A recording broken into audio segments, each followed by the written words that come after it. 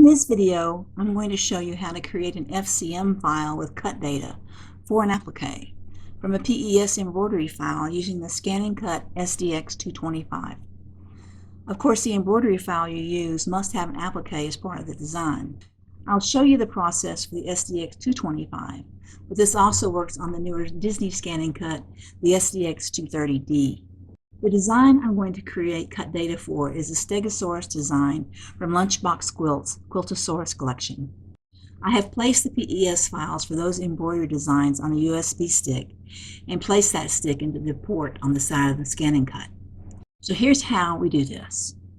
First of all, retrieve the PES file from the USB stick by selecting Retrieve Data. The locations for the files are internal memory of the ScanNCut, the Canvas Workspace Cloud, or on your PC through a direct connection via USB cable.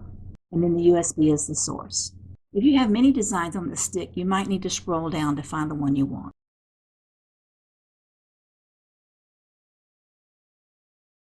Select your design by touching the thumbnail and the design will load. After the design has loaded, the screen will show two icons at the bottom. One that looks like a flower, one that looks like a shield. The shield icon means that there is applique cut information in the design. In the Brother world, when an applique is created in PE Design or on a Brother embroidery machine, you can indicate that one or more of the parts of the design is cut data for an applique. That information is saved with the PES file from software or the PHC or the PHX files if saved in a Brother embroidery machine. If you select that icon, you will likely get a message that there is no cut data found. I have looked at PES designs with appliques from Need a Good Design, OESD, Lunchbox Quilts, Kimberbell, and Embellish, and others, and have not found a single one that recognizes any part of an applique as cut data. So it appears that it is a Brother thing, and that the PES, PHC, or PHX file has to be created with that cut data, either on a Brother embroidery machine or in Brother software. And that's a topic for another day, and I will show you how to do that on a Brother embroidery machine in a later video.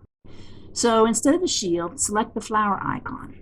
Once you've selected the flower icon, the design will show on the screen with three options to load information: by region detection, by outline detection, or by stitch detection. Select stitch detection. When you select stitch detection, all stitch sequences are loaded and will be grouped. In order to delete those parts of the stitch out that you don't need and keep those that you want, click on the group icon to ungroup all elements.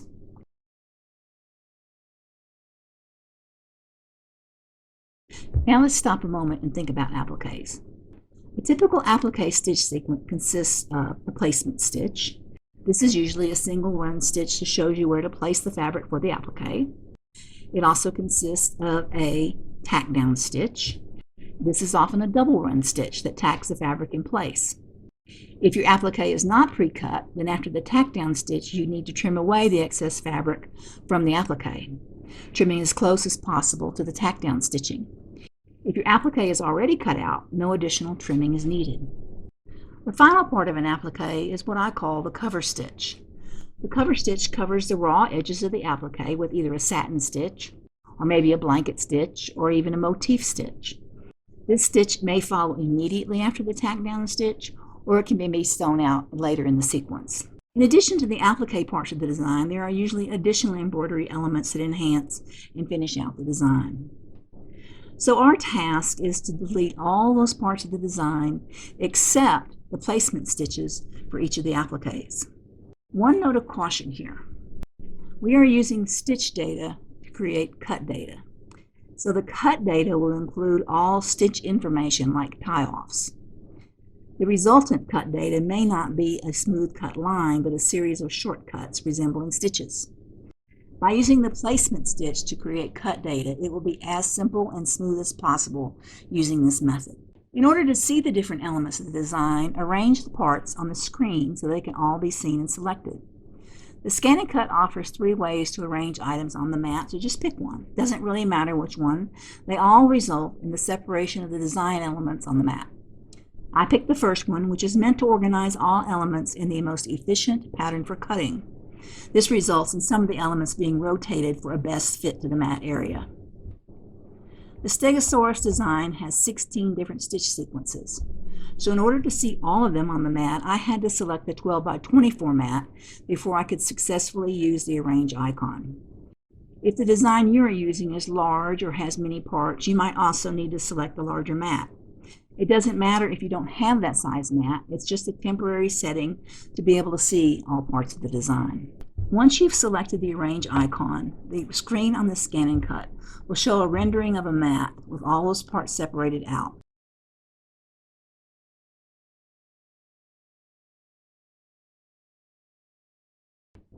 And all of them will be selected as indicated by red boxes around each element. When you touch the right arrow, the first element of the stitch out sequence will be selected. You'll need to refer to the color chart that accompanies your design to understand the sew out sequence for that design. In the case of the Stegosaurus, the first sequence in the stitch out is the placement stitch for the back plates of the dinosaur. We want to keep that stitch sequence. So touch the right arrow and the next item in the stitch sequence will be selected. This should be the tack down stitch for the appliqué. For the Stegosaurus, it is the tack down stitch for the back plates. We don't want to create cut data from this sequence so it can be deleted. Once an item has been deleted, the next item in the sequence is automatically selected.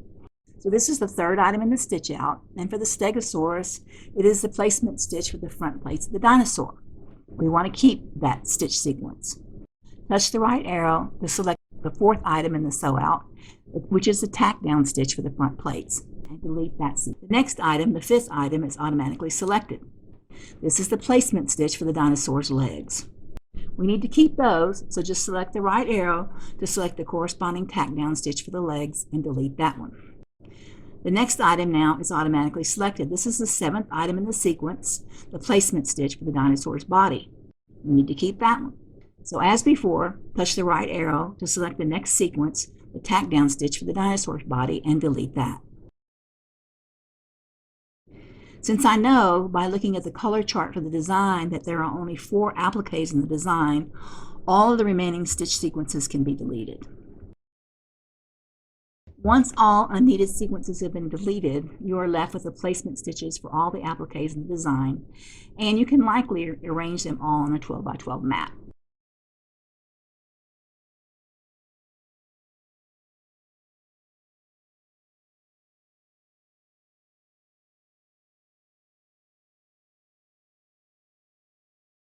Once you have done that, be sure to save the cut file to your machine, a USB stick, or send it to the Canvas Workspace cloud.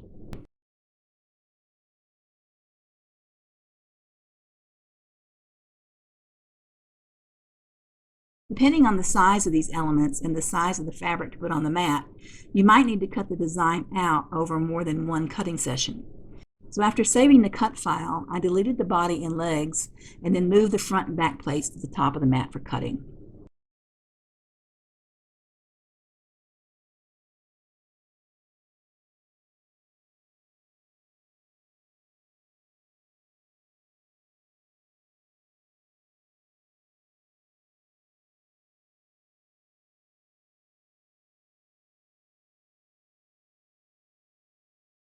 Before we start cutting, however, we might want to consider offset.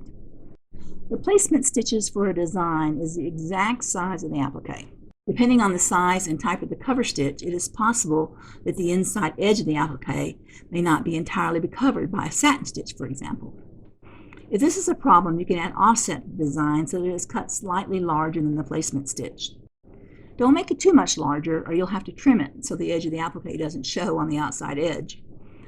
I added just a bit of offset, 0.06 inches to the appliques before cutting them to make sure that the cover stitch will adequately cover all of the raw edges. When you are ready to cut, place your fabric on the mat and be sure to adhere it well so that it will not shift on the mat when the ScanNCut is cutting.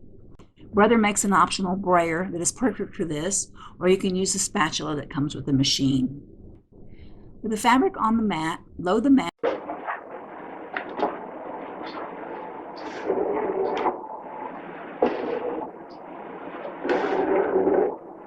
and then scan it so that you can align the elements to be cut with the placement of the fabric on the mat.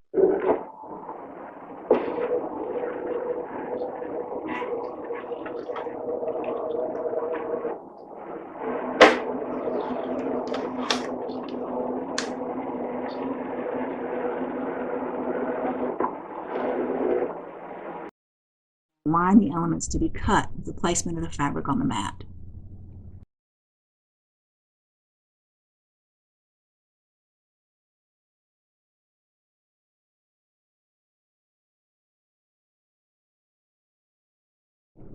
When ready to cut, check the settings for the cutting blade.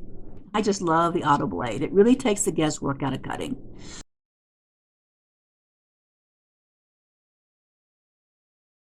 But just scan through the settings and be sure to check that the half cut setting is off when you're cutting fabric for appliques.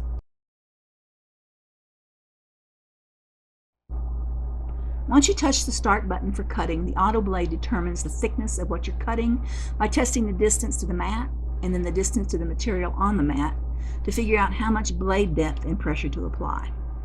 If for some reason the cutting depth is not accurate, you can always remove the auto setting and manually input blade speed, depth, and pressure and do some testing to find the right settings for your fabric.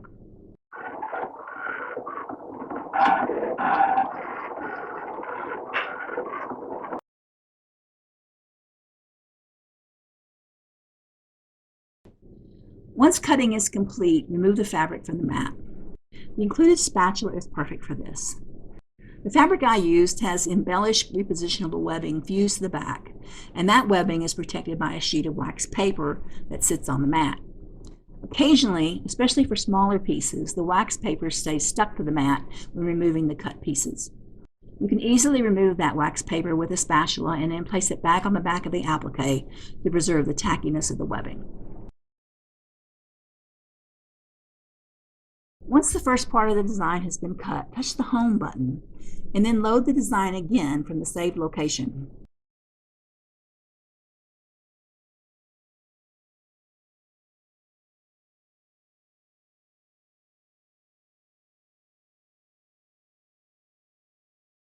Now delete those elements you just cut and arrange the remaining ones to be cut.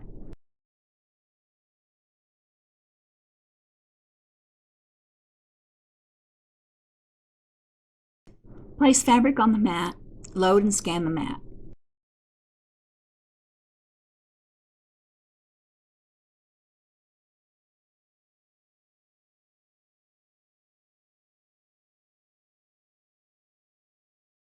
Apply an offset if desired.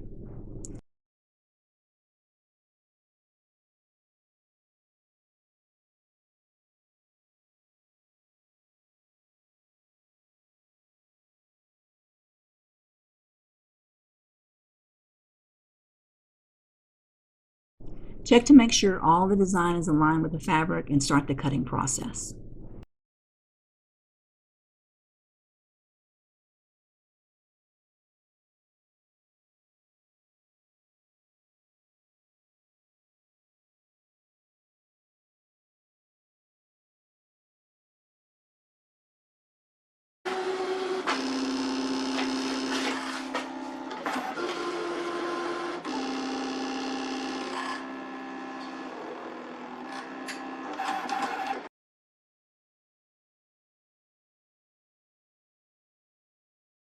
As before, remove the fabric from the mat using the spatula as necessary to remove the cut pieces.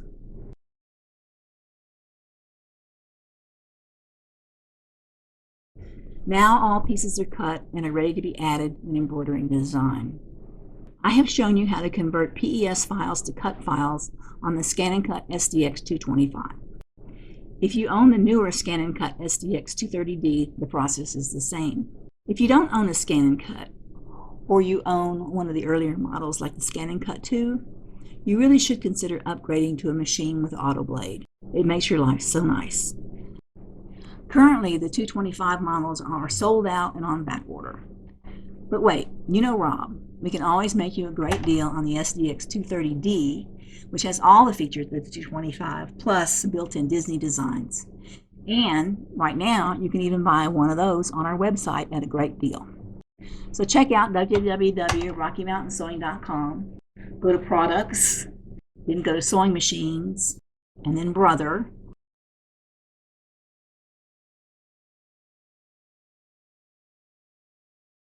And under the Brother banner, you will see the ScanNCut machines that we have to offer.